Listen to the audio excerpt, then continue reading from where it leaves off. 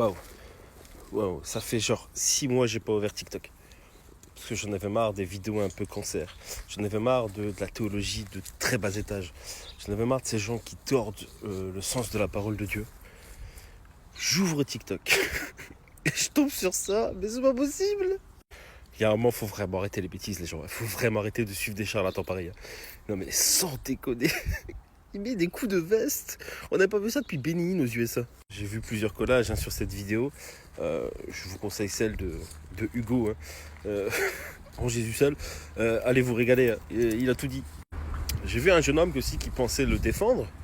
Et il cite pour cela l'évangile de Jean qui dit que nous ferons des choses plus grandes que Jésus. Donc il dit, si Jésus a guéri la femme à la perte de sang, c'est vraiment pas un tacle contre toi mon ami, c'est plus un tacle contre Cospiel.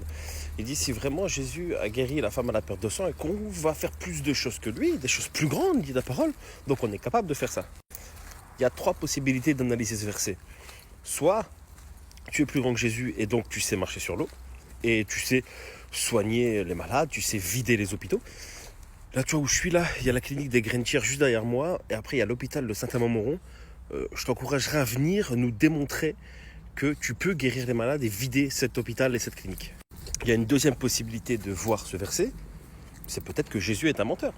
Et il y a une troisième possibilité de voir ce texte, c'est que tu ne comprends pas ce passage. J'ai ma réponse sur la question. Toujours est-il, j'ai pas été jusqu'au bout de la vidéo de Cospiel, je vous avoue que j'ai dû regarder 12 secondes parce que voir quelqu'un comme ça taper avec une veste, ça rappelle vraiment trop Bénigne, c'est du charlatanisme pur et dur.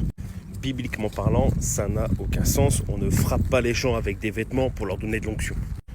Cospiel est un prédicateur de la prospérité, cet évangile absolument frelaté qui met l'homme au-dessus de Christ et qui fait de Dieu le souverain de l'univers.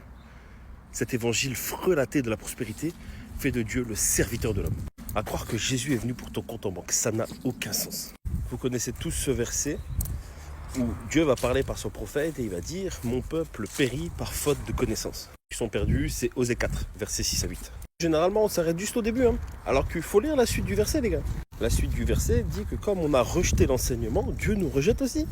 Enfin, il parle des prêtres, mais tu comprends ce que je veux dire.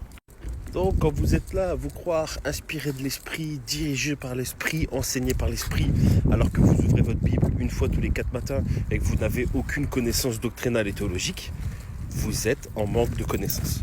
Et donc, vous êtes égaré et vous suivez des charlatans comme Cospiel qui mettent des coups de veste aux gens et croire que ça va sauver les âmes. Incroyable. Je suis de retour encore plus aigri qu'avant.